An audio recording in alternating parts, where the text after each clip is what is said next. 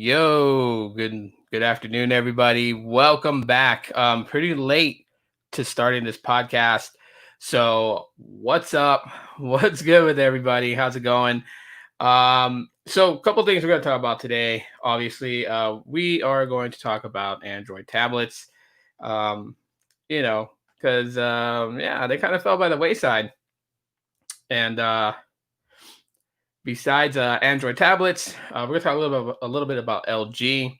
LG, the quiet company that's being slept on, and then it's going to go into like an open discussion, just to basically get things started. Getting notifications here. Let me silence those. But just to get things started, basically, guys, gals, men, ladies, or gentlemen and ladies. First of all, you know, I do want to thank everybody that does come in ahead of time. Today's a pretty special day, and I'm going to talk a little bit, share a little bit about my past too as well. And so, yeah, I'm going to share the story of how I met my wife. Today's a very, very special day. Today is her birthday. So, to my lovely wife who is at work right now, I want to say happy birthday and that I love you very much. Can't wait till you get off work and you get home because I miss you already. And I miss her every day when she goes to work. But we'll put that for later on. All right. So to those people out there who want to help, support the channel, maybe, improve on videos and things like that, in the link, there's links in the description. Hey, Kathy, how you doing? Thank you for coming in. But in the description, there's links that you guys can read if you want to. I'm not saying you guys have to, but if you guys would like to help donate to the channel to improve video quality, things like that, things that I could work on to expand on this podcast, links are in the description if you guys want to send it. If you guys don't want YouTube taking a percentage of it, it's there if you guys want to. Okay, so getting stuff out of the way. Let's talk about LG, okay? Because LG gets slept on quite a bit. This year, besides the anticipated iPhone 12, besides the the Pixel 4a, and a ton of different devices like TCL and the 10 Pro and the 10L. I think that's what it is. We've had basically the LG Velvet come out, and I didn't get a chance to get my hands on one of those. LG had selected a few people to actually get them. There's several people. One of the homies, Tony Pazzo, recently got one. So if you guys want to check out, a trusted person that I trust who gives information about, smartphones, devices, and things like that, definitely head over to Tony Pazzo's channel. That's one that I would say definitely you guys should go and check out and see his coverage on the LG Velvet. And yeah, the LG Velvet, from what I'm hearing about it, what I'm seeing about it, is actually, actually a pretty solid device. A lot of people are reporting nothing but good things about it.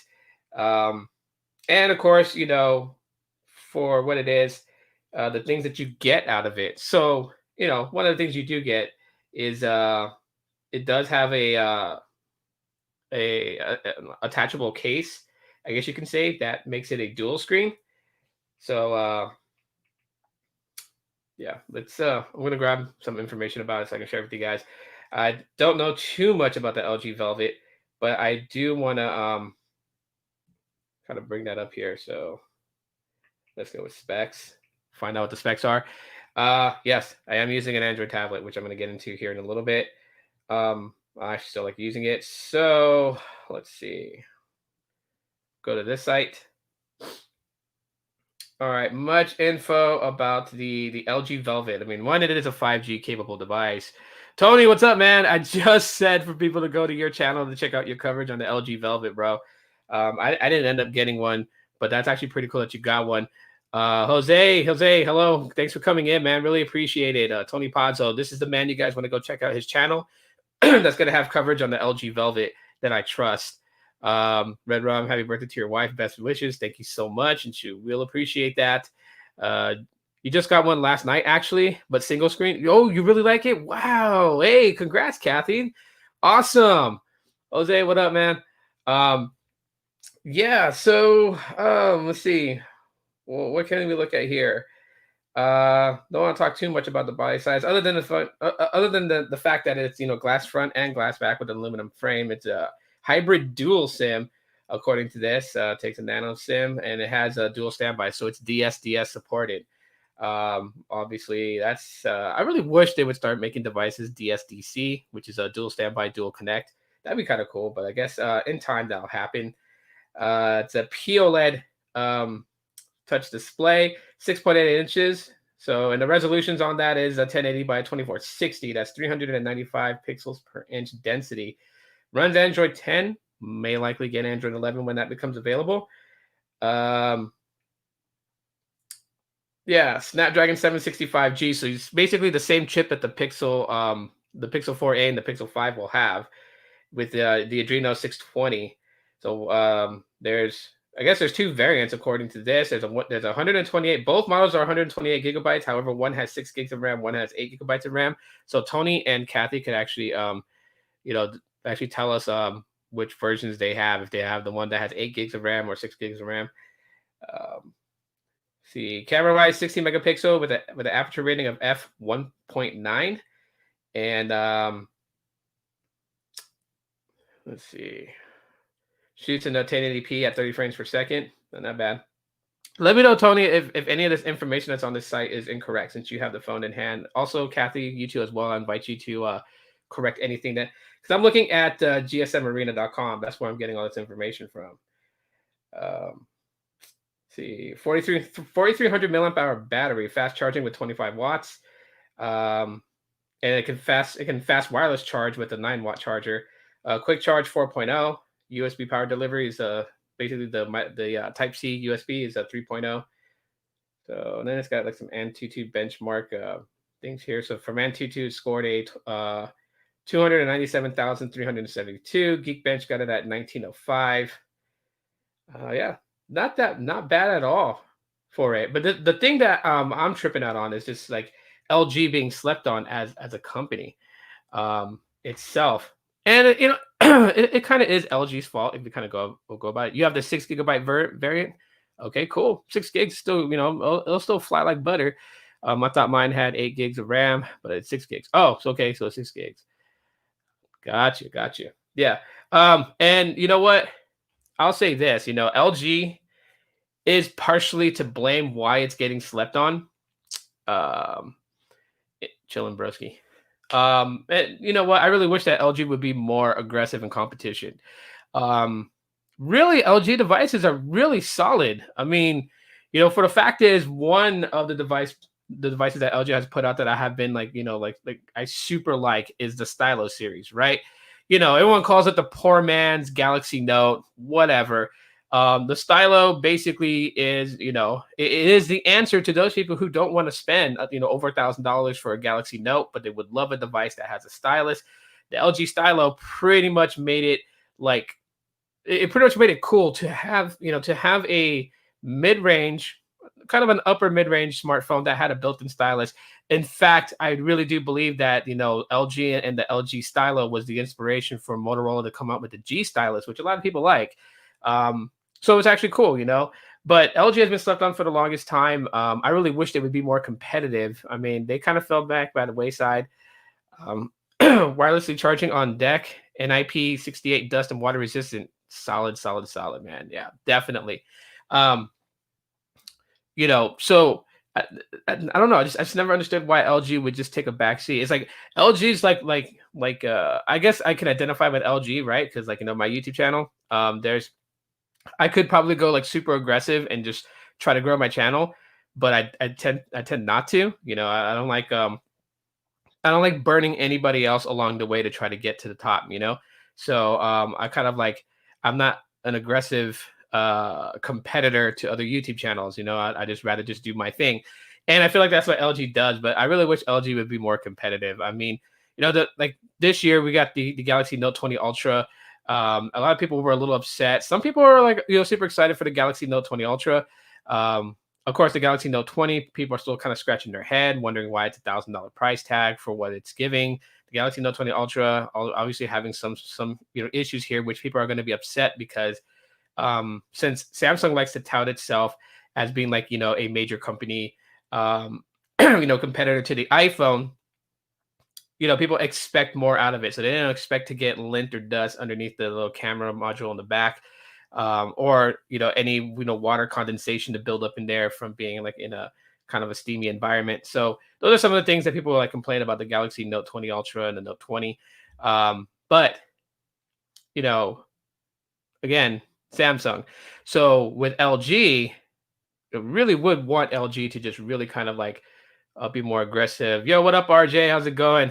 RJ says, I wish LG would take the original LG Vault and 2020 size it. I love it, the LG Vault. Yeah, the LG Vault series, well, which obviously changed up. It became like the X Charge, right? So the LG X Charge was pretty much the Vault 3, I would say, and going forward. But you know, yeah, it would be cool to kind of see that, kind of come back. I think right now LG really needs to just, focus on bringing devices that I think consumers would definitely really want to jump on. And I think the LG Velvet is going to do that for what it is. I mean, yeah, I'm hearing nothing but good things. I mean, I believe Kia Tech, I think it's her channel, Kia Billings, another content creator on here on YouTube. I believe she got the LG Velvet and she's actually loving it. I said nothing but good things about LG, and I would really, really, really want LG to just start stepping up to be more competitive, because when we think back, let's go back to the year 2014, right? We had a lot of devices come out on the Android side of things. Now, yes, one of the things that is the downside to Android is obviously fragmentation. Fragmentation is one major thing that really kind of hurts Android. But Android, we always had options. I mean, and the options that we had, we felt like if we chose that we didn't lose anything else that other people were getting from other OEMs out there, right? So you had like the Nexus brand, you had LG and the Stylo, and the LG G series, the LG V series, and then we had Samsung and the Galaxy S, the Galaxy Note. I mean, Motorola and it's the X series, then the Z series. So there was a lot of different things you can go with, and you also had like Xiaomi, Huawei, and OnePlus, Oppo. You had a lot. I mean, yes, one of the huge impacts right now, obviously, is the country and what's going on with certain products from China being banned. So like Huawei, kind of like moving out of the market. OnePlus is still here. ZTE, we don't hear a lot of anymore. I mean, ZTE was like on the rise. They were doing things. They were inviting YouTubers to CES or to major events, and just created their own little group of the ZTE team. And then now you don't really hear nothing about it because of several things that ZTE has done to kind of hurt their credibility and their reputation, kind of put them on the wayside. So I really, really feel like this is the time for LG to step up. Like, we don't expect LG to make devices exactly like Samsung and the Galaxy series. I think that's the problem. Like I said in the previous podcast when I was talking about Pixel and the tug of war, how everybody wants the Pixel to be an iPhone, to be a Samsung Galaxy S, or to be this, be that, but it can't. It can only be a Pixel. That's all Google Pixels can be. Same thing with LG. It can't be a Samsung Galaxy. Even though both companies are home based in South Korea, it can't be a Samsung Galaxy. It can't be a Pixel. It can't be a Huawei device. What it can be is LG. Life is good that way. And I think that's where they need to kind of focus on. The idea of releasing the LG Velvet, that was a very smart move by LG. Why? Well, because you think about it right now. Right now, what we got running for best mid-ranger of 2020, that is of top recognized brands, right? So the iPhone SE, right? That is running for top spot in a lot of content creators' lists of best, mid-range release 2020. Pixel 4a comes also on that, even though it was released a little bit late. The TCL 10L, because I don't know if the 10 Pro is their flagship, and I want to call it a mid-ranger, if that's like their flagship device. But even let's just throw it in there. The TCL 10L, the TCL 10 Pro, that gets thrown in the mix. And the LG Velvet gets thrown in the mix. You know what I mean? The OnePlus Nord gets thrown in the mix. So these are a lot of devices that, if you don't want to spend $1,000, if you're not chasing after flagship devices, this would be what would be in the pot of choices for you guys to actually go after and see which one works out best. So I'm very, interested in the LG Velvet. I don't know. I may pick one up if I can find one on a very decent price. I would definitely pick one up and use it. I'll say this right now on record: if like Google and Pixels are completely flopped and they're done, say Google announced that they're not making another Pixel device ever again. Um, if I had to choose, where would I go? The LG Velvet is probably my number one option choice to go with. Um, the Velvet is a beautiful phone. Yes, I agree with you, Kathy. I really do, because I see a lot of videos. I watch Tony's videos on it, and I like the way that it's built. I like the way that it looks. It's a very gorgeous device, and I know Sneed's gonna kill me for that, because he'll be like, "Phones can't be sexy," and this and that. And yeah, he's right. But when you describe it on first seeing it, it's a very good looking device. Um, Now, performance is what I really, really, really judge a phone on, right? Like, how well is the software optimized? How well does it play well with the battery life? Like, all those things really come where I would judge a phone and say that it's super good, and I would put my stamp of approval on it. I have to use it, and so that's why I want to really get one. I'm always late to the game when it comes to devices of what I will review. Because I'm poor as hell, I can't just go and buy a phone and review it. But if I can get one, I will definitely get one. So I'll stay, I'll stay on top of it. Yo, Isaac, what's up? Thanks for coming in, bro. Yeah, CV's in here. I believe he's still in here. I don't know if he's in here or not, but I know he was here earlier. But anyways, yeah. So let's move on. How many of you guys still use Android tablets or have an Android tablet? And if you do, what do you use it for? Reason why I say that, and this kind of is why it's in conjunction with LG, is because this is my Android tablet. This is the LG G Pad 5 10.1. So pretty big display. And I hear a lot of people talk about, if you want a tablet and a good tablet experience, go with an iPad, right? Because Apple pretty much got into the tablet scene back in the day when tablets were something that were like exploding everywhere, right? We still have the Galaxy Tabs coming from Samsung. Samsung still puts out tablets. Google kind of wayside. I mean, I'm using my wife's Chromebook, by the way. This is like not really like a 2-in-1, but I can fold it completely around and put it in tablet mode. By the way, let me know how the video quality is from the webcam on her Chromebook. I'm using that. My Chromebook is over there. It's out of commission right now. I need to get it fixed again. The screen's having issues, but anyways, let's see. Manuel Valle says, I've had the LG V10, V20, V30, Stylus 3 Plus, and now the LG G7 from Google Fi, and super happy with the LG line. Sweet and awesome. Yeah, unfortunately, I never got the chance to get the LG G7 for 5. Really wish I could have gotten it. I always went towards Pixels. I like Pixels, but LG is like my second favorite of OEMs out there. I like the way that they build phones. Video quality looks solid. Appreciate it, RJ. Appreciate it. I do appreciate you being here. So yeah, this is my tablet. I got it a while ago. Never did a review on it. I don't think anyone would be interested in it, but I do want to talk a little bit about it, what I use it for. And obviously right now you guys can see on the podcast, I used it to find info, right? Just good, quicker picker upper, grab information on it. But this is also my media source. I mean, this is the LTE model. So when I got this, basically it has 2 years of T-Mobile service free on it. So I don't have to worry about paying a data bill or anything like that. It's unlimited data on it. Just use it and go. That's pretty much what I do. Even though T-Mobile is not really reliable, in some places that I go to, it's fine.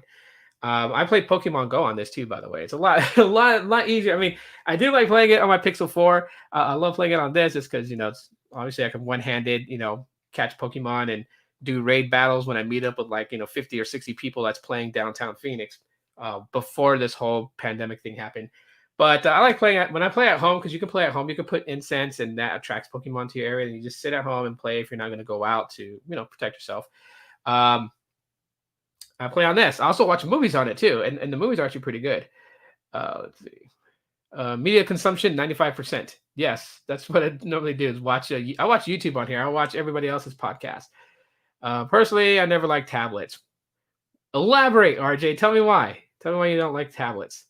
I'm Jelly. Can't wait for the S7, the S7 5G.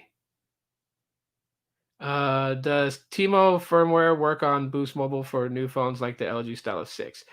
Firmware? No. So if you would like to try and flash, you know, the stock ROM for the stylo that's say on T-Mobile onto a Boost Mobile LG, it's not going to. The specifications one are different. You got to really look into that too. I mean, the bootloader possibly could be locked, so you have to check for that. Make sure the bootloader is unlocked. Then you would also you would have to see if anyone's actually ported a T-Mobile firmware onto it. But more than likely, if you were just to straight up do it, you would actually end up bricking the phone, and then it would just be a nice brick for your paperweight on your desk. I wouldn't do it. But if you really know what you're doing as far as like custom ROMs, flashing Android devices and things like that, and being able to build a custom ROM, it could be done. But that's a lot of time and effort to put into that to just go and do that. So yeah, and then of course the risk of like permanently like hard bricking the phone, it's not a good thing. As for Android tablets, I've had the LG G Pad X2 8.0 Plus and started okay, but it's lagging on yesteryear software. No bueno on LG tablets. Yeah, LG tablets they don't really keep their stuff up to date. I think that's what really would push LG, right? So obviously they're doing okay with the LG Velvet. That was a good solid release by them.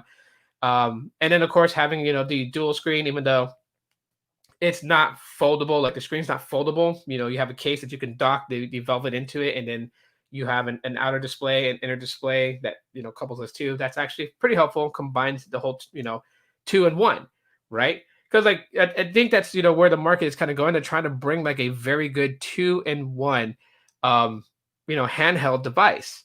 So you have the Galaxy Fold, that's really invested in foldable technology. You have the Google Pixel, and you have iPhone that's now investing in foldable technology. You have companies like Huawei. You have companies that are all investing in foldable technology. This is LG's version to it. And you know what's really funny about this? If you guys think about it, the LG Velvet and having that foldable display really kind of goes back to what was it? Dang, what was it called? I know like their future ones were called the LG Envy, the feature from back in the day that had opened up and it had a QWERTY keyboard and display on the inside and then the outside. But this one had came out around the time when The Dark Knight was released in theaters, so they had a Batman variant of it. I think the LG something 1000. Dude, I really got to remember all these old past phones. This was from like way back in the day before smartphones. And Verizon had it, and when I worked for Verizon, we were selling it. But yeah, the LG Velvet kind of reminds me of that phone's release, the way it is, So it's actually pretty solid. Even if you step into like the year 2011 Android devices releases, there was the LG Double, which was a double touch display. You had the smartphone. There was a thick Android phone, touchscreen on the outside. But it opened up and it had a QWERTY keyboard and it had an inner display with speakers next to the display. And, it was just really cool. Let's see. Yo, hey. Hey, Mike, how's it going on, man? Really appreciate it. Yeah. So, with LG tablets, I really think that LG could actually, flood the market with really, really good tablets. The LG G Pad 5 10.1 is a solid tablet. For me, I haven't seen it. I haven't experienced any slowdown with this tablet at all whatsoever. Okay, let me pop this over here. Happy birthday to your wife. Thank you, Mike. I really appreciate it. And I know she does too as well. She's going to see this later on. But yeah, so one of the cool things I like about this is it does have a fingerprint sensor on the side. So I can unlock it. It's not a fast fingerprint sensor. And sometimes it doesn't really register my touches. That's the only downside. But so that's the display itself. I'm not trying to have any buzzing going to the microphone. If you guys hear buzzing, I'm sorry for that. Um, and it's pretty smooth for what it is. So I like that. You know, very smooth. Really nice. And of course, if you guys want to know what apps I have on it, obviously, like first of all, I put the Pixel launcher on it, right? So I got rid of the stock LG launcher. I mean, it's on there. I didn't root this tablet or do anything crazy to it. I don't want to. Just want to leave it as it is. Just put a little launcher on it, so just kind of like has that feel of like one of my Pixel devices. So I'll close out some of these background apps. My daughter uses this for her Zoom meetings and for her Google Classroom assignments. So she gets on it. I have a Bluetooth keyboard that paired with it in case that kind of like makes it like into like a little laptop. Some of my videos that I've done have been done with this tablet. Like, let me see if I can find one to kind of reference to. But yeah, and so like without microphone attachment or nothing. So like it was using like the inner microphone or the built-in microphone. I was using obviously the native camera on here. Let me try to find a video that I know that I recorded a video with this. So just kind of go back.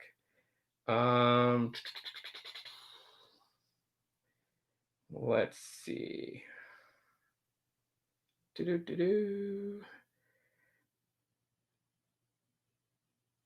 Okay, so like the YouTube video that I did, what made me start a YouTube channel, who influenced me, and everything like that. That video was actually recorded with everything native from this tablet.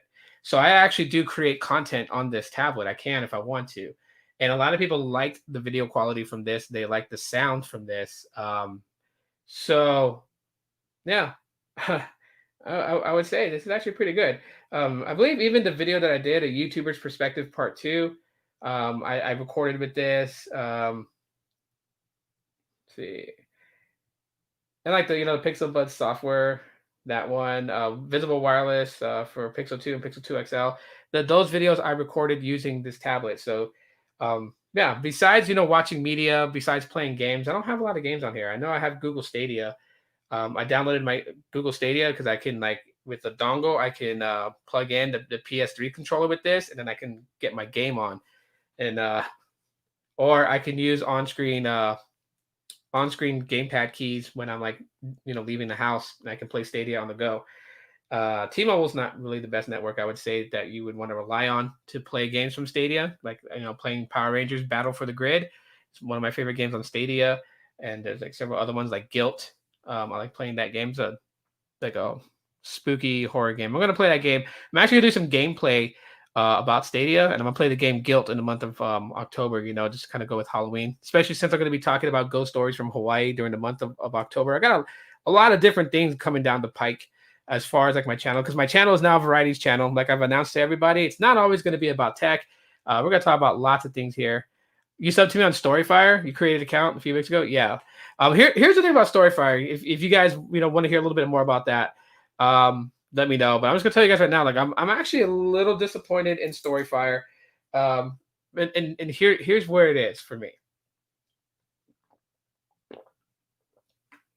Excuse me, I was thirsty. Okay, so Storyfire has a lot of potential to kind of grow and be a place, because it's supposed to be a place for content creators, whether you make videos like we do on YouTube, or you love writing poems, you're an inspiring poet, or you like making short stories. Maybe you want to like kind of make like a short story of like an action hero or a superhero, or like a geeky science thing, or maybe you want to talk about you just like writing. Storyfire is supposed to be a place for all content creators, but here's the problem that I'm seeing. I don't think they have enough people to really govern and enforce any policies that they have for those people who sign up and use Storyfire. The reason why I say that is because I don't know if you guys know who Leafy is. You're not familiar with it yet? Okay. Yeah, it's not a direct competitor to YouTube, even though people are in hopes that it will be. But it's a platform for creators. And Jesse, also known as McJuggernuggets, and his friends and his investors had built this platform because they wanted to have a place for the smaller content creators, because we all know what YouTube is doing right now. Like even um, and it's not just affecting small content creators. One who has been around for so many years, who's a major pillar in the tech space. We know him as Max Lee. Most of everybody who's seen his videos know him as High on Android.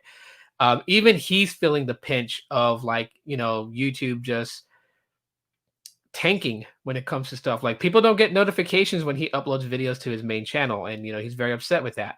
Um, because when he does upload a video, YouTube has no problem throwing ads on it, so YouTube can make money. Like, yes, we as the content creators, we make 60% of the ad revenue from AdSense, and then YouTube takes 40%.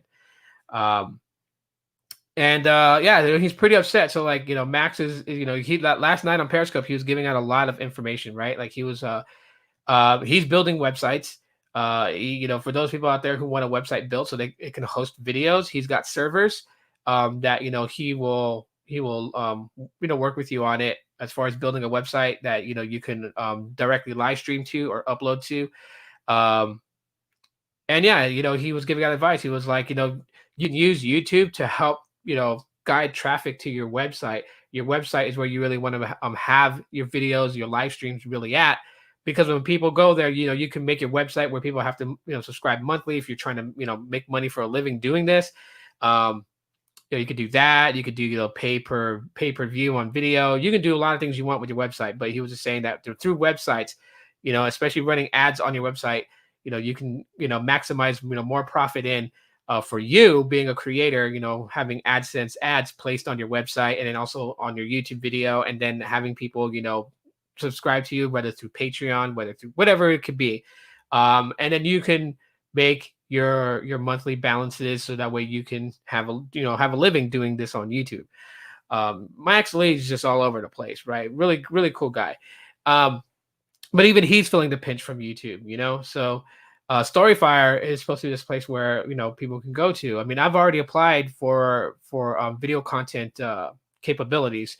Obviously, they want to make sure that you are serious about being a content creator on Storyfire. They don't just want to have like a buttload of people approved to upload video and then they don't do anything with it, or they upload random stuff like they take a video of themselves giggling, shooting at a Powerade bottle, and 3-second video, and then that's it, and they upload it. Like, they don't want that kind of stuff. They want serious content creators. So of course, there's an application that you gotta fill out to apply. Obviously, the requisites of it to put on the application. So okay, so you have to do it from the actual website itself, because when you do it on the app, when you hit like video and then it pops up, it tells you that you have to apply to be a video video creator on the platform to unlock that ability to upload videos. You have to go to the website itself, storyfire.com, and then on the top where it has like video, you would click on that, and it's going to bring you up the same pop-up, but it's going to have a link. And that link is going to take you to the application page. Very simple. You just fill out all the information it asks for. So, first, last name. Obviously, if you have a trailer video on your channel, you want to link your trailer video so they can see it. If you have a Twitter account, they want you to put that on there so that way they can identify you and obviously see, if you're a creator, like a serious creator. And the sad thing about the application process is that they only review new applications every 30 days. So once a month is when they actually do that. Two Phones, what's up, man? How's it going, bro? You just dropped a new video. Nice. I'll check it out afterwards. Kathy, what's up? How's it going? Thanks for coming in. So anyways, yeah, when you apply for it, it's just going to ask for all those things, and you just got to sit back and wait. So that's what I'm pretty much doing right now. I'm sitting back. I'm waiting for my approval. And then once that approval comes, and then I'll start uploading videos. Now, what I intend to do on Storyfire is not going to be taken away from YouTube, okay? This destination is where my podcast is going to be. I've retired, basically, and I'm saying it right now. So, I am retired, in a sense, on YouTube from, like, chasing down all the latest tech that I could try to get my hands on. Yes, I'll still do some unboxings of cool things that I get, like I've been doing for the past year. It's pretty much it. If I get like a tablet. I'm gonna unbox it. It's not the latest tablet. It's not a tablet that everyone's chasing after, but I'm gonna unbox it and talk about it. But my video is gonna be centered around podcasts, daily podcasts where I get on here, get to interact with everybody, and just talk story. That's what it's going to be.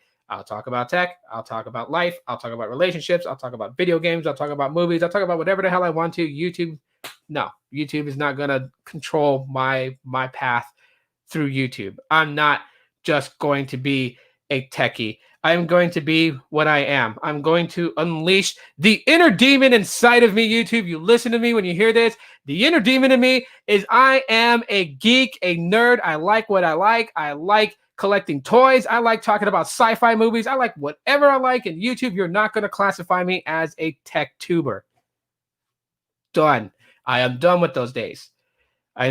So, will this impact my channel? Will people unsubscribe from me? Possibly. More than likely, because they'll be like, oh, he's not going to be grabbing phones anymore and stuff like that. Like, no, I never said I wasn't going to do that. I just don't want that to only be what it's about. I don't want to burn out, you know? I want to make content that I want to make. I said this a lot recently. I want to make content that I want to make. I want to do this. I want to do podcasts where I get to talk to everybody every day, except for like yesterday. And some days I know I won't be able to because, you know, it's hard for me. It's you know, when there's days that my leg is just really jacked up and I can't walk. And I mean, I'm serious. I can't walk sometimes. Sometimes I can't even get to the bathroom. Like I got to use the wall to help me to get there. And that's just on days where, you know, the neuropathy is so bad that my leg wants to kind of tighten up and lock. And yeah. Oh, no problem, RJ, man. I'll definitely help everybody out, bro. Yeah, I remember back in the day, it was me, you, and Draconic Warfare that was all over Boost Mobile. Yeah, we were all over Boost Mobile. And you know, and I feel like Boost Mobile will be a great option about 4 or 5 years from now, once Dish builds out the network. If you guys haven't checked out Sneed's video about the future and the intentions of how Dish is going to build out their network, and I mean their own network, you guys got to check it out. Dish is going to do something really amazing. And I feel like it's going to be very helpful to a lot of us here in the US because they're going to build out their infrastructure the same way that it's built out in Japan. And we all know Japan has pretty solid service out there for all the tech that they use. So, you know, just can't wait to see that. Ricky, what's up, man? Thank you for coming in, bro. I appreciate it. What the hell? LOL. I just saw Walmart wants to buy TikTok. Yeah, a lot of companies want to buy TikTok. They all want to before the September 15th deadline because that's a deadline. September 15th, TikTok would be banned. However, TikTok did open a lawsuit against the president and his current administration because it claimed no wrongdoing. And I'm like, TikTok, you're liars. You were collecting people's MAC addresses, their advertisement IDs, and their IMEIs low-key to Android users behind Google's back. You had this code executed within the coding of the app itself that was hidden from Google seeing, which violates Google Play Store policies. You weirdos, you dummies. Yeah, TikTok. I mean, come on, you know, like, and people are backing for TikTok, but like, dude, there's so many options out there. Like I said this all the time, and like, and no one picks up on it. It's not, and I'm not advertising for Byte because I feel, you know, like I work for them or I make anything out of it. It's like, no, I understand that people really love the format of TikTok. They love the 60-second ADHD clips. They like, you know, the effects. They like, you know, the way that the UI is, how you scroll up to see to see the next video. And Byte is the exact same thing. It's the direct competitor to TikTok. And I guess people that it's like it's today society, we like to group ourselves in gangs. You know what I mean? And it's really stupid how that happens. You know, it's like, oh yeah, I love TikTok. So TikTok is for me. You know, hashtag TikTok for life. That people do that. And it's like, what? Like, come on. They don't care about you. If you go up on there and you're like, yo, nobody better mess with TikTok, man, or I'm coming after you. You ain't getting a check for $5,000 that says, hey, thanks for backing TikTok. Like TikTok does not give 1 or 2 testicles about you. They don't care. Yo, Sneed, what's up, man? High key thievery, yeah. Yeah, TikTok don't care, man. They don't. They don't care. So why the hell do people ride hard for it? Like Samsung and Pixels and OnePluses. Why do everyone ride hard for it? Yeah. Let's not even call it right. Tic-toe is for T-clowns. Oh man, Ricky, man. People don't ever get on Ricky's bad side on Twitter. Because if you guys see what he does to Teemo, well, just imagine what he'll do to your Twitter account. He'll flame the hell out of you. But yeah, it's stupid. It's stupid to group ourselves in groups, right? Like, I like Pebble smartwatches. Okay, I got two of them right here. I got the original Pebble. I got the Pebble 2. Wait, no, original Pebble, Pebble 2. Wow, this was so totally bad. So I still have them. They still function. They still work. I still use them. I have the Pebble Time. It's in the room charging. And then I have, for the old school though, but I have the Moto 360. And this is the original one. This ain't the second generation, third generation, whatever generation they're on right now. This is the original one. I love it. Keep it on a charger. Use it when I need to. But sometimes I don't have all this tech on me because, I feel weird. You guys ever feel like cyborgs when you have so much tech on your body? I'll take Ricky on. as SMT says, a spade is a spade. Yes. But yeah, like if I have a smartwatch on and I have my Pixel Buds on and I have my Pixel 4 in my pocket and then I'm walking around with my tablet, I really do feel like a cyborg from Star Trek. I just can't do it. So I literally am just like, no can do. Yeah, I just can't do it. So some days I just don't wear any like any wearable tech on me. I just don't. I just don't want to do that. I don't want to feel like someone from Star Trek, right? I don't want to feel like the Borg. You know what I mean? Don't mind me if I'm like currently like listening. I'm waiting for Amazon to deliver another case that was ordered for my Pixel 4 and then the screen protectors for the Pixel 4a. Tomorrow I am doing a review. That's the reason why I have the chat window up here. I'm actually testing it because what I'm going to do tomorrow is that I'm gonna do the podcast like this, but it's gonna be a late podcast. I'm gonna do it late afternoon because my wife doesn't get off work till about 6. So 6 o'clock my time. So probably about maybe I want to say I'm shooting for 10 o'clock late night. Let's just call it what it is, late night, 10 o'clock p.m. my time. It's gonna be really late.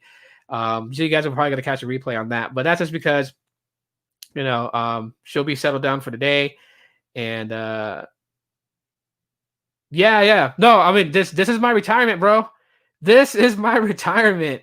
I'll make videos every now and then, so when there's a video that actually took time to sit down and edit and do jump cuts and background music and all that stuff, then yeah, it's very special. But other than that, I'm just gonna do daily podcasts and I'm gonna talk about whatever I want to talk about because I'm in retirement. This is my retirement. By the way, everybody give a huge shout out to Sneed. Sneed passed me on the subscriber count. He is on his way up and I'm right there just kind of cheering on, bro. Cheering on.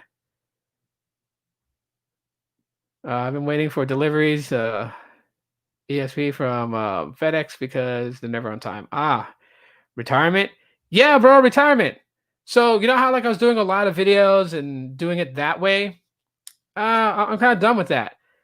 I'm kind of done about just being only about tech. I'm doing whatever the hell I want to do. If I want to talk about movies, I am. I'm a varieties channel. This channel is a varieties channel. By the way, it's introduced Aloha Geeks. Because I talk about whatever I want. I'm going to talk about Funko Pop bobbleheads. I collect them. Different toys, retro toys. I'm going to be talking about video games. I'm going to play video games on here. Shoot, I'm going to live stream like this, play games on Stadia, and just talk and talk about whatever I want. Here in a little bit, I'm about to share a small story with you guys about how I met my wife, which was kind of crazy. We met in the digital world, but I'm going to share that with you guys because you guys are awesome, and I love sharing my stories with you guys. But yeah, Steve, I'm in retirement. I've officially done it. The day I went into retirement, the day I declared it is actually on my birthday, right when I turned 38. But actually, I claim to be 37 because since you guys watched that little quick live stream where my kids sung happy birthday to me, that was not staged. My wife really forgot I was turning 38 and she bought the candles that said 37. And my daughter Aubrey's like 37. My dad's 38. And she felt this was when you heard her being like, "Oh my god, I messed up." You heard if you heard in the background of that live stream, she really was. She felt bad. I felt so sorry for her because it looked like she wanted to cry, and then I reached over to grab and hug her and tell her it was okay. Mikey's tech review. Just saw that you were live streaming. Something wrong with YouTube. I didn't get notifications. YouTube is all wrong, bro. It's all wrong. YouTube's got it wrong. The only people that get really perfect notifications are like the really top dogs on YouTube. Everybody else, they're not interested in fixing everybody else's notification problems. Varieties is cool, bro, but expand on this retirement thing. In what way are you retiring? Like no more daily shows? No, daily shows every day. Podcast every day, like this. I'm doing. What I mean by it is that. So like, in like the earlier days when I was doing Boost Mobile unboxings, where I was chasing down every phone, and like I'm poor as shit, right? Like if you guys, don't let YouTube, kind of put this veil on me. Okay, there are probably some of you guys who are doing way better in life than me because I made very, very bad choices growing up, and I'm going to share that with the youth. Later on, probably in another podcast, right? I really screwed my life up to the point where it's just like I'm living in I'm like, when you hear people talk about there's those Americans who live in poverty, bro, I'm one of them. I struggle every day. I would show you guys my bank account. I don't want to have that information show out there, but literally my bank account right now, I got 15 cents, right? My wife, she's working. I'm doing what I'm doing here in my side hustles to make money and also to take care of the kids. So I get to be with my kids and I get to work and I get to make money and do what I do. And that's just because my health is just so jacked up, man. That's what I said. I tell people, like, you really got to like really love yourself and take care of yourself.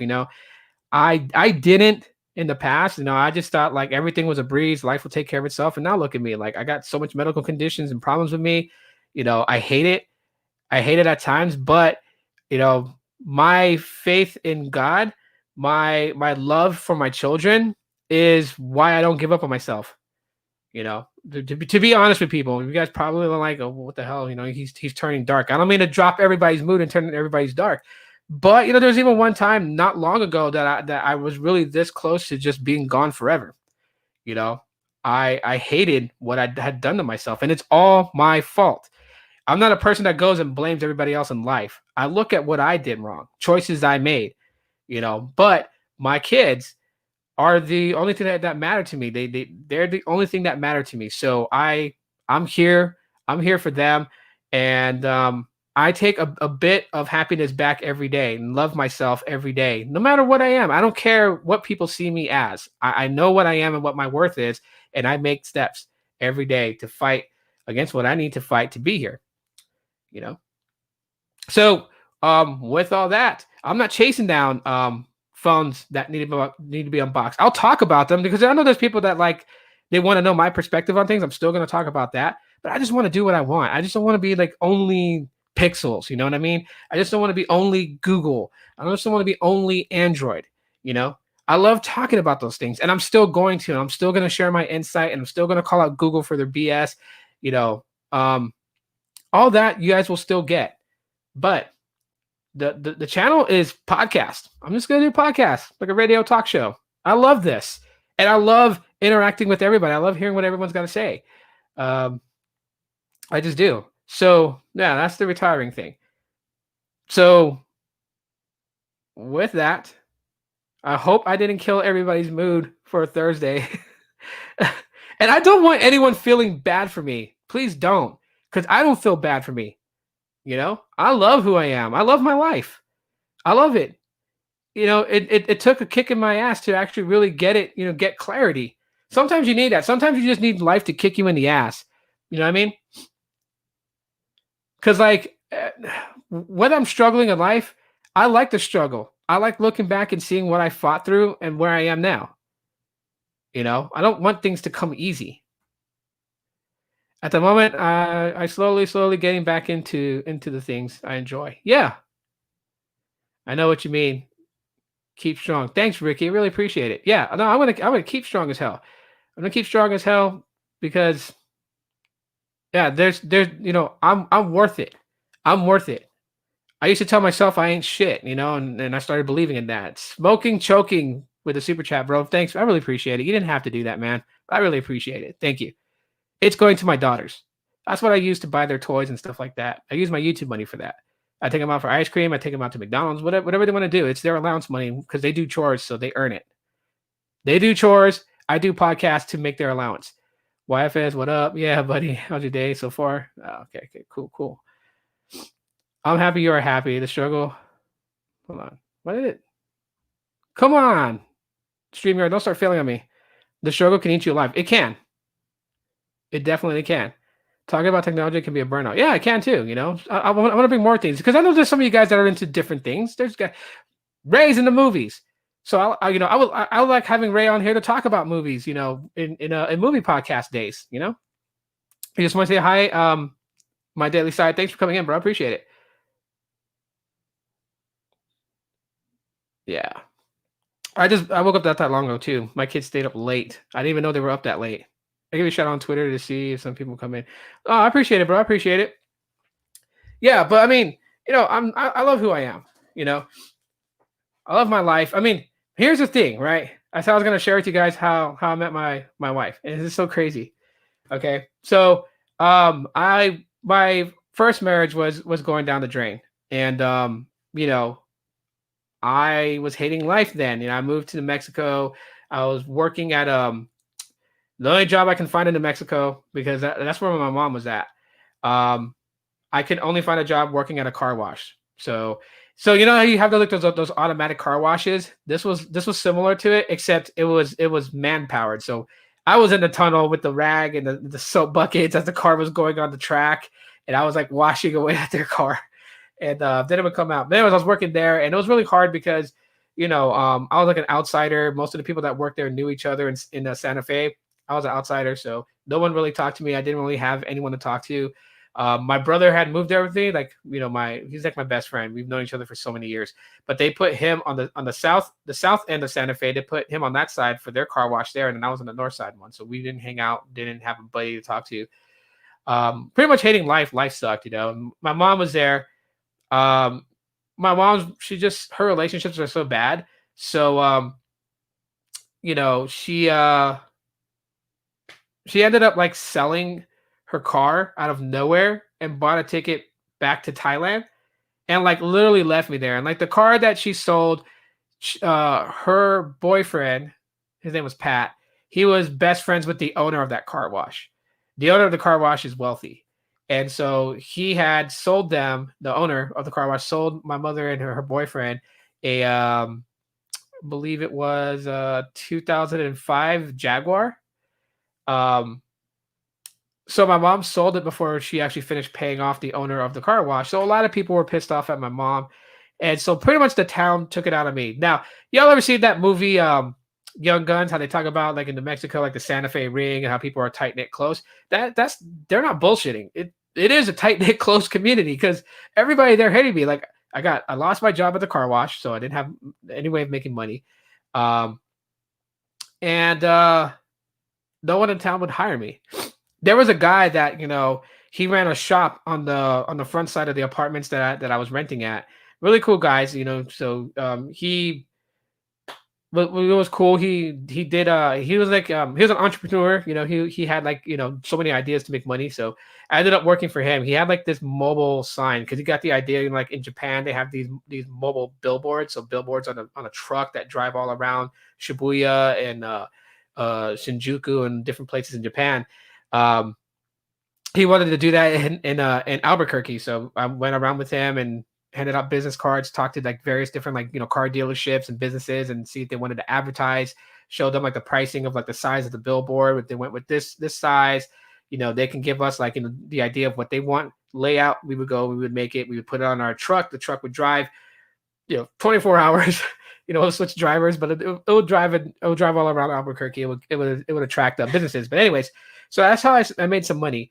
And late night, I was alone. My best friend, my brother, my best friend Ruben, he had moved back to Hawaii to be with his kids. So I was alone in Santa Fe.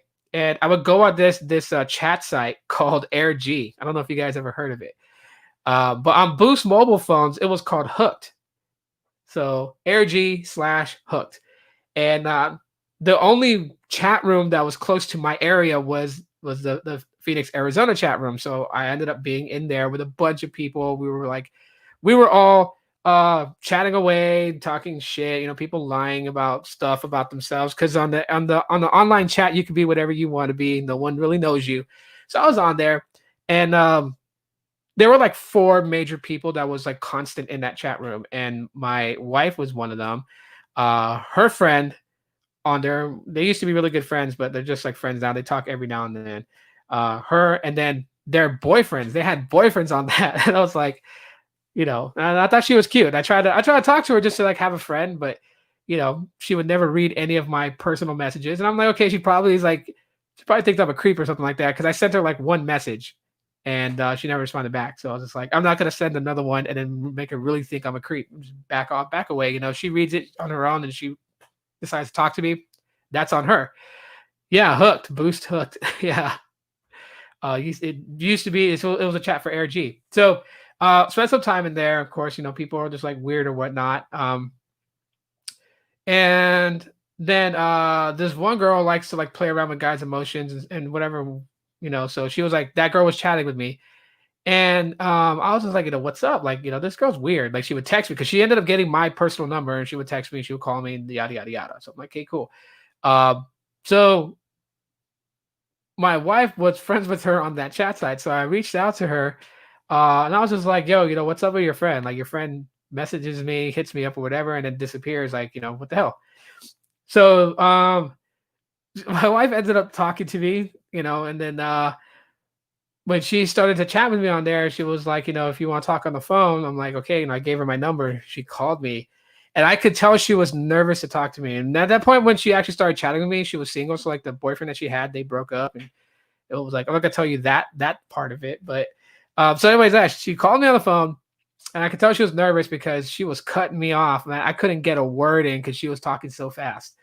Like, she was just sharing a little bit about herself, what she's gone through in life, where she's at currently in life.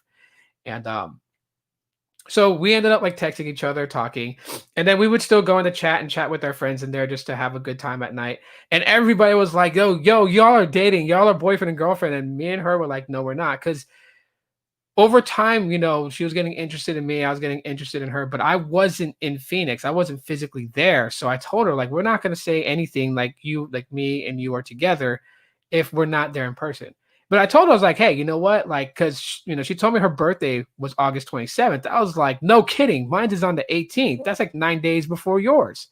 I was like, hey, I had this idea. Like, hey, how about I come down for the summer? Like, if you want. I was like, I'll come down for the summer. And then we can hang out for the summer, and we can we could throw a birthday bash, because most of the people that chatted in the Phoenix chat room on AirG obviously live in Phoenix. So we're like, yeah, we can invite everyone over, have this party, everyone come over, we'll have a few drinks, we'll get some beer, stuff like that, and we'll just go, we'll have the best summer of 2009. It's like, cool. So blindly, and most people today would be like, bro, you're stupid. She could have been a serial killer. And I know, thank God she wasn't. I took a Greyhound from Santa Fe, New Mexico, all the way to Phoenix. And I got off at the wrong stop here in Phoenix because Phoenix has like 2 different Greyhound stations. So I got off on the one in Glendale, and she was texting me. She was like, where you're at? And, because they were at the main Greyhound station. And I was like, oh, I got off at this one that has like a small little like mailbox. It was a USPS store that had little little PO boxes. So she was like, oh, you got off at the wrong stop. So her and her friend drove up to where I'm at, and I'm like, she hops out the car. She's really shorter than me. Okay, she's short. She's like 5'1". She hops out the car, and I'm looking at her. She's like, she's nervous. I can see she's really freaking nervous. And she like walks to the trunk and opens it. She's like, you can put your stuff in here. And then she walks and hops back in the car.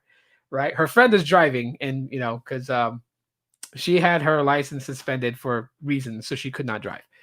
So I'm like, okay. So I hop in the vehicle, and I'm like thinking to myself, like, okay, so these are her friends in there. One of them's got to have a weapon because they're probably nervous about me. And here I am. So when I traveled and I got there, like I was like into like more of like the hip hop trend, right? So like I had this red shirt on. I forgot what the brand was. And then I had these flannel shorts that were black, white, and red. and then I had my Nikes, my Nikes. They were like maroon white with the gold check. Um, so she was like, they were like, "Yo, you're lucky that you know, that we came because I guess in that area I got off at, I would have been mistaken for a gang member." They were like, and they were like, "Yeah, this is a gun carry state, so people carry guns, and I'm not like me. I don't care. I'm not scared of it. I don't fear any man who can breathe the same air as me. Then I don't fear you." So I was just like, yeah, whatever. I'm like, I told him, like, I'm not gang related at all. I swear I'm not. I'm not into that. I'm still a little bit young minded. I was 27 years old, and anyway, so we get back to her place, and like we go inside, and I'm like, okay, I put my stuff down, and she was like, she showed me like her, her place. She was like, this is my son's room, and this is my room. I'm like, okay, I'm thinking I'm gonna go on the couch. She's like, you can put your stuff in my room. I'm like, all right. So I put my stuff in her room, and then I asked her if I could take a shower, because long Greyhound bus ride, right? So yeah, YFS, yeah. So her friends come over, they want to go out. I was like, so do you want to go out with me and my friends? I'm like, yeah, sure. So we ended up going to, I think it was Chili's. I wasn't really hungry, so I just, I ordered me a beer, and they ordered themselves some food. And she has close relationships with her friends. Like her friends, they meet up, like maybe like once a week or once every other week, and they go out to dinner. Just the women that are now married to their husbands, and so a wives club.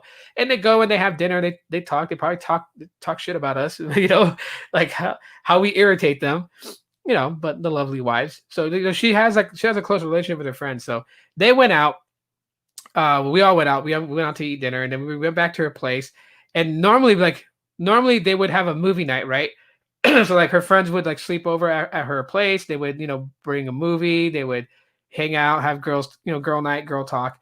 And so we all came back. Her friends like, oh, we're gonna set up for the movie and stuff like that. And the other friends like, don't you think she wants to be alone tonight to get to know this man? So the girls decided to leave. They left me and her alone. And yeah, we talked a lot. We hung out. We would go like throughout the summer I was spending there.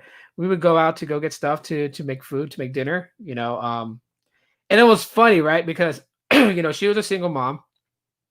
Her son, her 14-year-old son, who would basically be my stepson, but he's my son. I don't like putting classifications on children. He's my son. His dad wasn't around, so she was doing it by herself. So yeah, she was on welfare, and she tried to hide that from me. She was like embarrassed. Like we would go to the store, and I'm like, we would put groceries up there. She would try to get past me, but I would always like kind of like be like in front of her on the waiting aisle. And I seen this card in her hand, but she would like cup it really tight where you could really can see it. And I'm like, so I told her like, I got this. Don't worry about it. Like, let me get this. I pull out my money, pay for the groceries.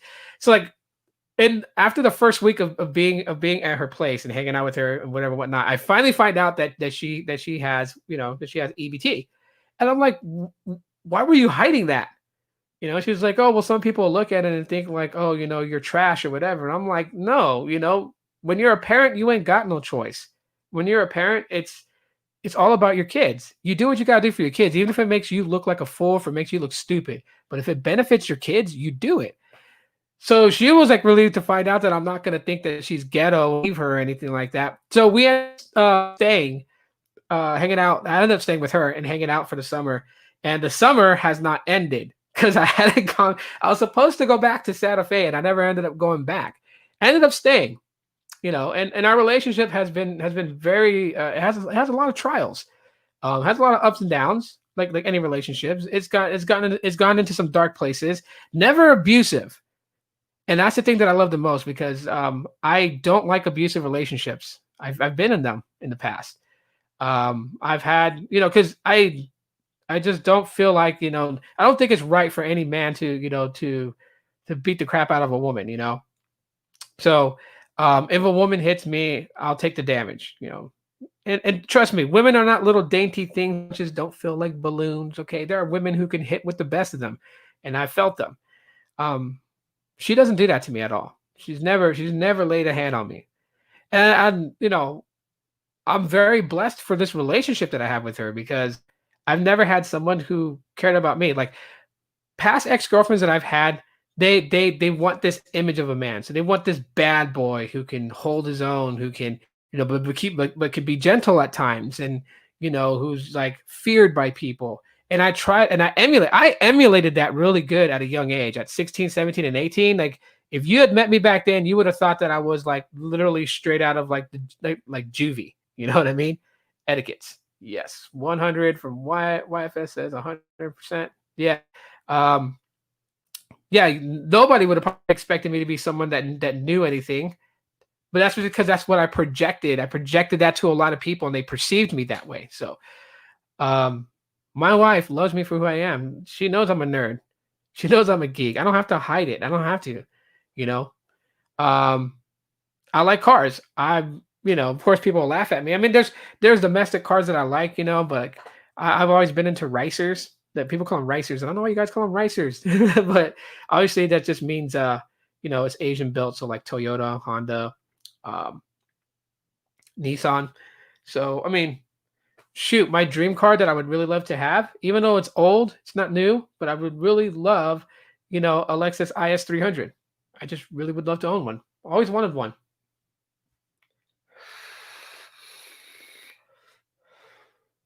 So yeah, I mean that's how I pretty much met my wife. It was a summer hangout that never ended, and that's what she tells people when she was when like her friends or when she makes new friends and they ask her like, oh, how'd you and your husband meet?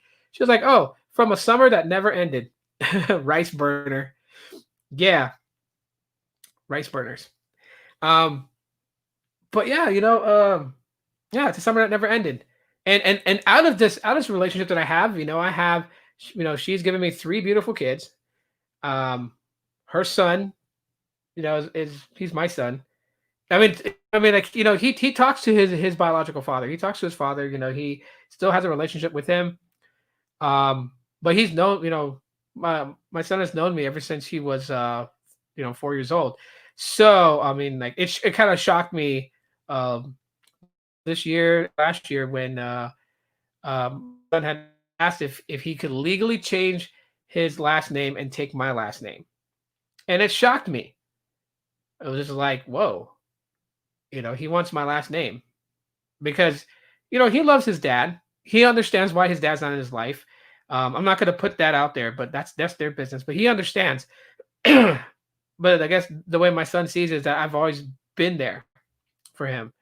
When times when his mother and I did get into an argument, and I was like, it's best that I leave. He has cried hysterically and the fact of me being gone out of his life. So, yeah, he wants to have his name legally changed to mine, and that's an honor. I told him he doesn't have to do that. And I told him to also think really hard about how this is going to impact your biological father. Because being dad is an amazing thing. It's like it's the ultimate goal in life. When you experience all the experiences that you have with your kids, I play with toys. My youngest son, Rain, I get to play toys with him. IS 300 is a beautiful car. Yeah, it is a beautiful car. God damn it, it was tissue. Sorry if it was a tearjerker. But yeah. So he thought about it. He said, that he loves his dad. His dad has to understand though that the person that he will always feel is his dad is me. And I'm honored, you know. So I told him, yeah, because my eldest son, who's 15, you know, so I had a son before I got into this relationship with my wife, and she had a son before she got with me. Well, that kind of glitched out there. So what I was saying is that I have an older son before I met my wife, and she had an older son before she met me. So my oldest son, my wife loves him as her own. The same that I did for her son, she does for my son. But she's not doing it because I was there for her son and raised him as own. It's not even that. She just does it. Like we don't title the kids stepchild, regular child. Do that. That's stupid. I mean, yeah, you know, if you raise them, you raise them, right? Great share of your life. You are blessed, my friend. Yeah. I mean, I struggle. That's why I said, like, the struggles that I eat every day, that I fight every day, you know, that I worry if I'm going to lose this place, if I worry that the leg get cut off, whatever it may be. I eat those struggles because when I get through them, I look back and I say, how the hell did I do it? But I know that the driving force of how I did it was because my children. It's always about my kids. I will do what I need to do, but I will never put it out there like, you know, like that's one thing about me. And this is, I guess, where my pride kicks in. I will find a way to make it myself. I won't go to people and say, help me. You know, if there's times where I have to humble myself, then I will humble myself to like my dad. But I would never go like out to like, you know, my friends and say, hey, help me, I'm struggling. No, I won't. I won't do that. That's me. You will never know if I'm going through like a major problem. I will not say it, and you guys will not even read it on my face. Looks like you have your chat set to top chat. Okay. I'll fix that if that's becoming an issue. I forgot to mention today's my birthday. Happy birthday, Mikey's Tech Review. Happy birthday to you, bro. Everybody give Mikey's Tech Review a big solid happy birthday, bro. That's the person. I knew there was someone that shared a birthday with my wife. It's you. I miss people's comments on the top on top chat. YouTube changes the order. Oh, okay. Okay. Yeah, YouTube's just so totally weird. Pixel King, happy birthday. Yeah, my birthday was on the 18th, my wife's birthday, but thanks Pixel King for that. I really appreciate that. And of course I'm gonna direct my wife to watch this. She's gonna be so totally embarrassed because she's gonna be like, you told them how we met? I'll be like, yes, I did. Yes, I did, because they're like family to me. So I shared it. You guys now know. When you guys see pictures of me and my wife, you guys will know how we met. I just gave you guys like my version of like, you know, instead of like how I met your mother, is how I met my wife. Change the live chat, then newest always post at the bottom. Okay. All right, I'll do that next time. I'm not gonna mess with the configurations right now, but I'll do that on the next one. I'll make sure that the newest one posts at the bottom.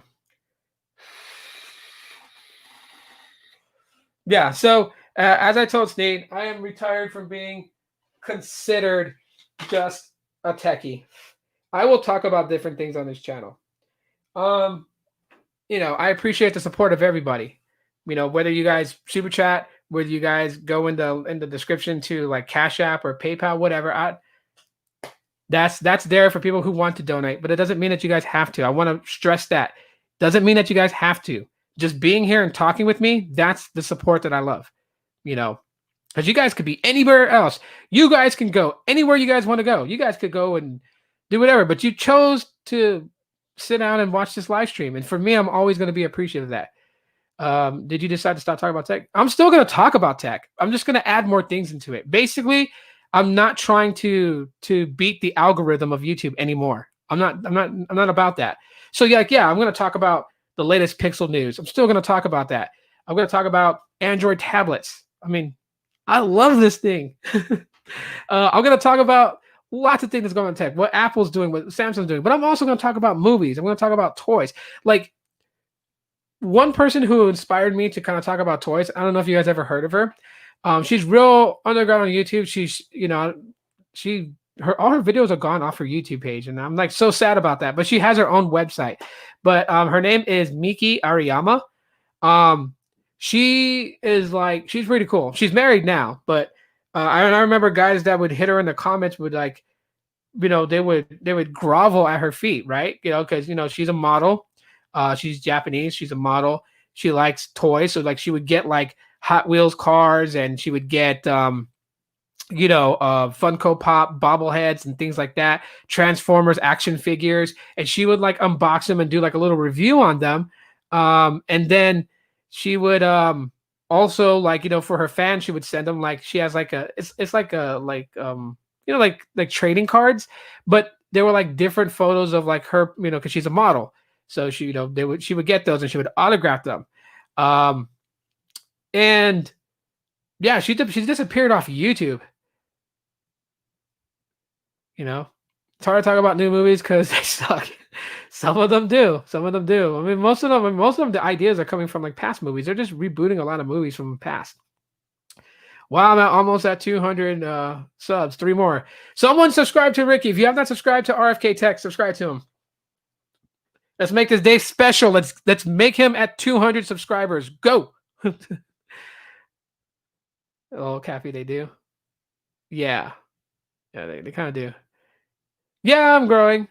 I've been growing for years. It's just a very slow growth. So what new movie you seen you liked? You like The Hunt? I haven't seen anything new lately. A lot of movies that I've been watching a lot of like older movies. So I think the latest movie that I watched that I thought, was this one actually fell under the radar. So I watched this movie. It was my first time watching this movie, but it's been out for a long time. Have any of you guys seen the movie 310 to Yuma? That was like the most recent movie that I watched. Western movie, pretty solid. Spoiler alert: if you haven't seen it, then I guess you want to mute the sound because I'm just going to give a brief synopsis of the movie. But basically, a band of outlaws who hold up wagons. Their leader gets caught in Bisbee, Arizona, and his gang is trying to they're trying to rescue him. So the gang threatens to burn the entire city of Bisbee down. So the marshal to escort the leader of the gang, who's Ben Wade, they have to escort him out to Contention, Arizona, where he would board the train that goes to Yuma, where they would take him to the prison in Yuma, Arizona, and then he would be hung for all the stagecoaches that he robbed. A farmer who was a former soldier in the northern. So he was in the Civil War and he fought for the North. He had land out there in Bisbee, but most of the townspeople don't like him. I know Arthur Sunset and Thomas Crown and Entrapment, the new Mingus and Vin Diesel in it and Molly. Oh, okay. But yeah. So, anyways, the townspeople, he's like an outsider to them. They don't have enough people to escort Ben Wade to Contention, where he would board the train. So the farmer makes a deal with the marshal that they would pay him $200. He would do it. He would go with them. He would escort him. So they try to get this guy all the way over there.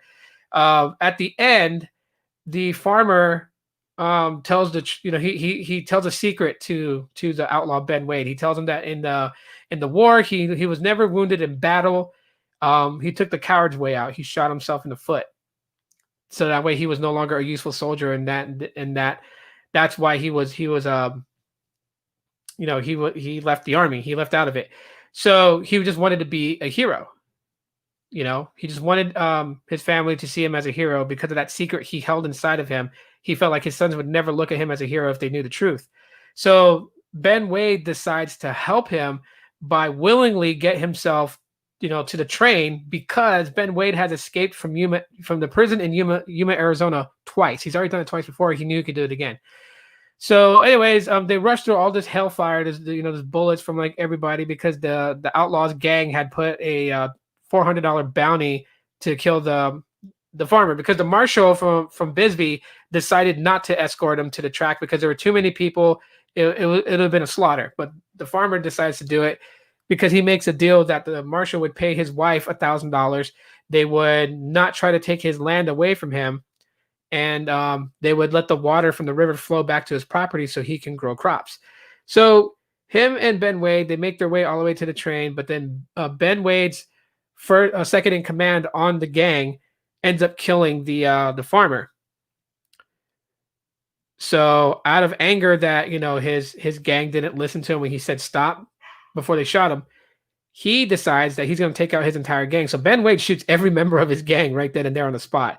He boards the train. He heads to Yuma, but he calls for his horse. His horse follows the train. That's a quick synopsis of the movie, but like that's the most recent movie that I watched.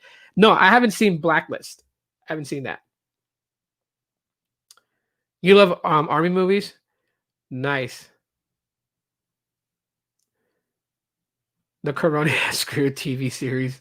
Yeah, they have. They have, man. and releases. I know my daughters are excited for the Mulan release. There's so much controversy around that movie. The most movies I watched in the last like 20 years is on TV or YouTube. They are those that are allowed to be that aren't taken down. Oh, what kinds of movies are um see I was in the movies 4 times recently. Saw Rambo 5, Terminator, the new It, and Ford versus Ferrari. I haven't seen It Chapter 2 just cuz like, I'm afraid to see it and just, if it's going to change my opinion because I watched the original It. Like when it came on TV, it was like it came on it was a 3-day series, right? You saw like the first third of it, the second third of it the next day, and then the final third of it on the day after. So the 3-day movie thing, and it was crazy. I was like, I was scared, because too many movies are being rebooted, and some of them just are bad. Like Conan the Barbarian, I liked when I watched it. I liked the movie. I liked what it was doing. It's just a major, major turnoff. And obviously, they had to change the story because they were not allowed to be. The original Conan the Barbarian, like the writers, the directors, and them did not give permission for them to reboot it. So they had to change a lot of the aspects of the stories and say that it's Conan the Barbarian, but it's different. It's not yours. Kind of like what they did with Charlie and the Chocolate Factory.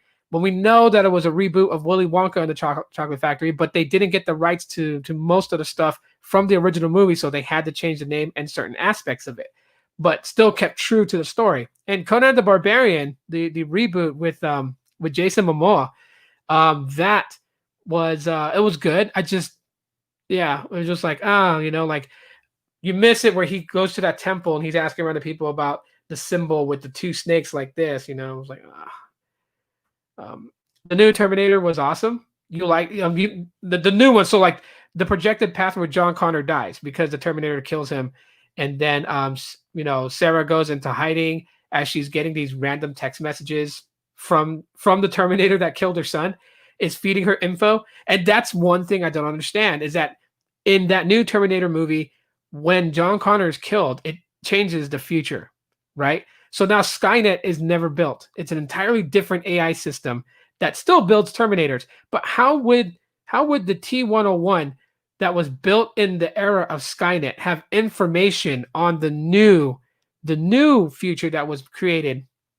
Because he's not part of that. He's not part of that AI system. So how would he know? And then he's feeding Sarah Connor all these text messages with coordinates of when the next Terminator is going to go, because now they have a new target, which Sarah tries to protect. So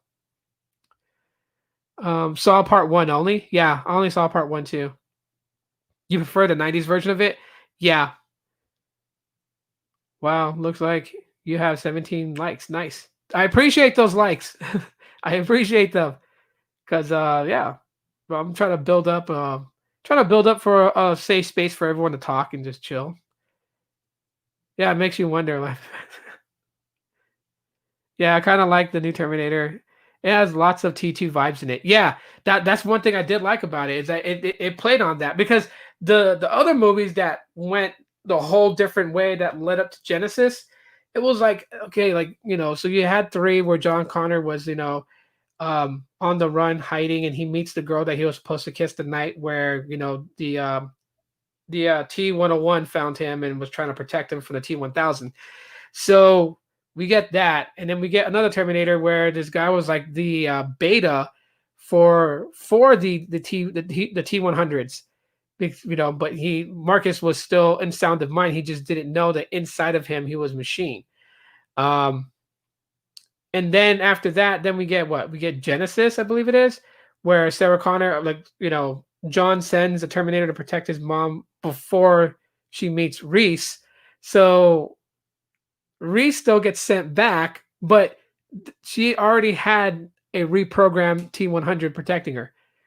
Which, that movie was just kind of weird because, like, oh, okay, they kind of changed the vibe of it. It was cool seeing the T-101 wait for the T-100 that shows up from the 80s version. He's like, I've been waiting for you, and they get into this battle. That was cool. And at the end, where the T-100, the T-101 fights John Connor, who's been evolved by Skynet, and beats him, but he falls into that liquid metal, and then he reappears and he's upgraded. Now he's a T1000, and everyone's like, "Yeah, he's a T1000." It's like, I don't know. This is crazy. Tech loving mama, what's up? Just wanted to pop in and say hi and show some love. Also, happy birthday to the wifey. Thank you so much. Really appreciate that. LOL. But you know what's funny? There are so many independent movies that are pure badass. So many European movies. It's crazy. People don't even pay attention to it. Yeah, you definitely bring up a very good point, Coffee. You very, very do. Like, I think me and Ray were talking about it on his channel, on his live stream. We were talking about like one of my favorite independent movies that was a real good representation of a video game was Street Fighter Assassin's Fist. That movie, if you played Street Fighter 2 World Warriors, Street Fighter 2 Championship Edition, Street Fighter 2 Turbo, Super Street Fighter 2, Super Street Fighter 2 Turbo. If you've been playing Street Fighter as a kid, or even now, Street Fighter 4 and 5, if you played those games and you like the story behind it, then Street Fighter Assassin's Fist tells the story, the early days of Ryu and Ken before the tournament of World Warriors. So if you were to reference this to the video game, it would be in the time of Street Fighter Alpha 3, because the very first Street Fighter game where you played as Ryu or Ken, which was Ryu was player 1, Ken was player 2. Yeah, I mean, that was like at the very, very beginning of World Warriors. But I mean, it was good, and the actors, they portrayed the characters so well. It even gives you the backstory of Akuma, how Goki, who is Goken's brother, Goken's the master who trained Ryu and Ken, how his brother Goki fell to Satsui no Hado and embraced, the killing style of their fighting style, because their fighting style is called Ansatsuken, and it's a combination of Shaolin Kung Fu and Kempo and other various styles from karate. Into that extent, well, it was a mix of jujitsu, Shaolin Kung Fu, and Kempo. So those three actually make up the fighting style of Ansatsuken, and the earlier masters of that fighting style used it to kill. One of its barbaric and archaic traditions is that only two people, a master can only have two pupils. They would be trained. At the peak of them finishing before becoming masters, those two would face off to the death. Of course, that style was changed. Gotetsu, who was Goken and Goki's master, he altered that. So instead of reaching from a killing intent to use the energies like the Hadoken, the Shoryuken, instead of reaching for inner energy to kill, he developed a way called what they called Murohado, which was the power of nothingness, which means that you empty out the intent to kill, but still have a very powerful strike. So your Hadoken, your Shoryuken, they would be powerful, but they wouldn't kill. And that's the reason why Sagat has a scar on his chest, is because Ryu actually tapped into Satsui no Hado. He was losing to Sagat in the first tournament. And out of nowhere, I guess Sagat went to throw a high kick to his shoulder, and Ryu just snapped into Satsui no Hado. It awoken in him, and he hit him with the dragon punch, but it was with the killing intent, so it split Sagat's chest open. Ryu saw the energy damage in that, and he just from there never wanted to use Satsui no Hado. That's the reason why, like in the animated movie of Street Fighter 2, Ryu's like, he's in the what is that place? On the border between Tibet and China. He's in the Himalayas. He's away from everybody, and he chose to be that way because in the movie Street Fighter Assassin's Fist, when Ryu and Ken square off in their final match to ascend and to go on their warrior's pilgrimage, which is where they travel the world and fight other fighters to hone their skills, Satsui no Hado just awoken in Ryu out of nowhere, and then he freaking hits Ken with the dragon punch and snaps. But this is also where Ken learned his dragon punch, but the one with fire. So fire actually erupted from his fist as he did it.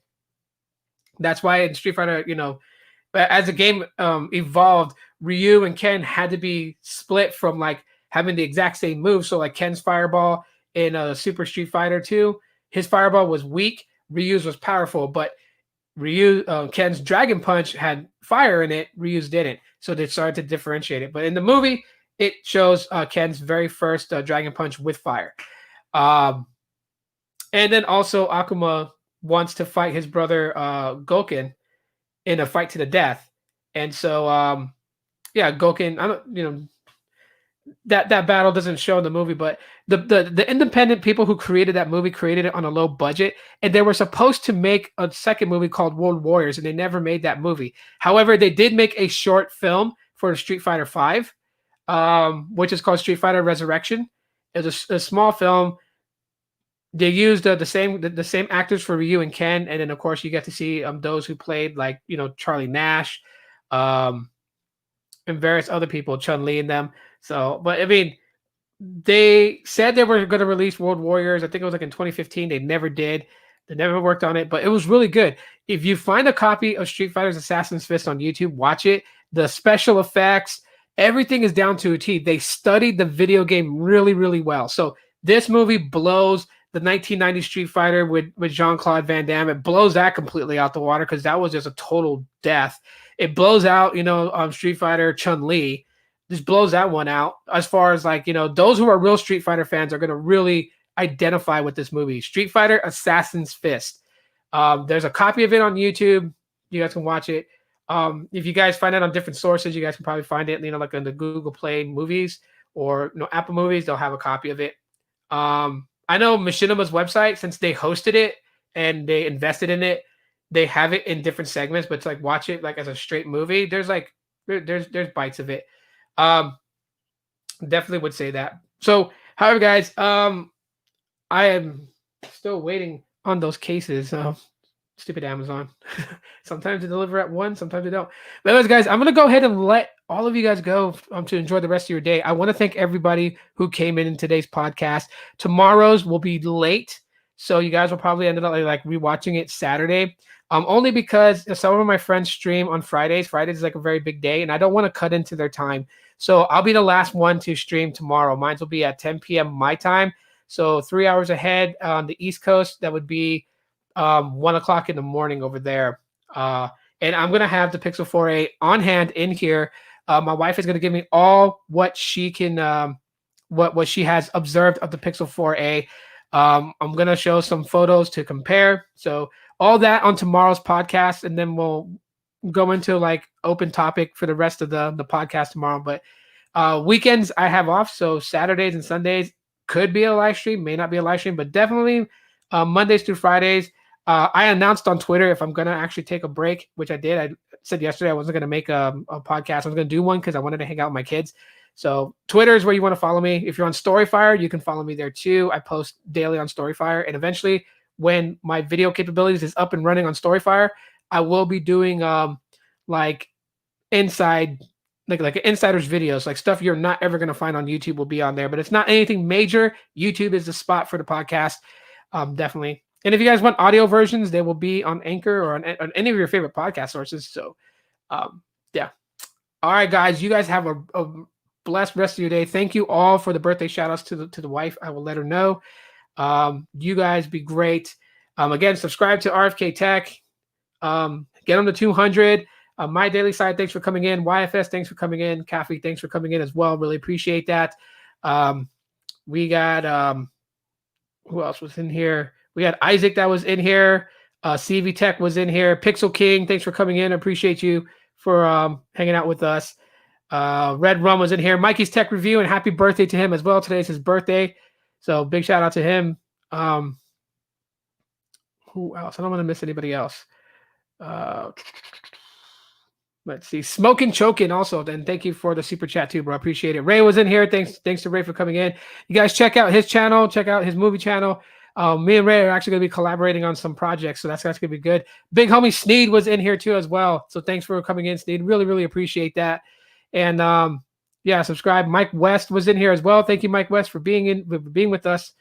Really, really appreciate that. You guys are so cool. And Two Phones was in here too as well. So that's it for this podcast. Thanks for checking it out. You guys are awesome. I will see you guys tomorrow with the Pixel 4a. And as always, aloha.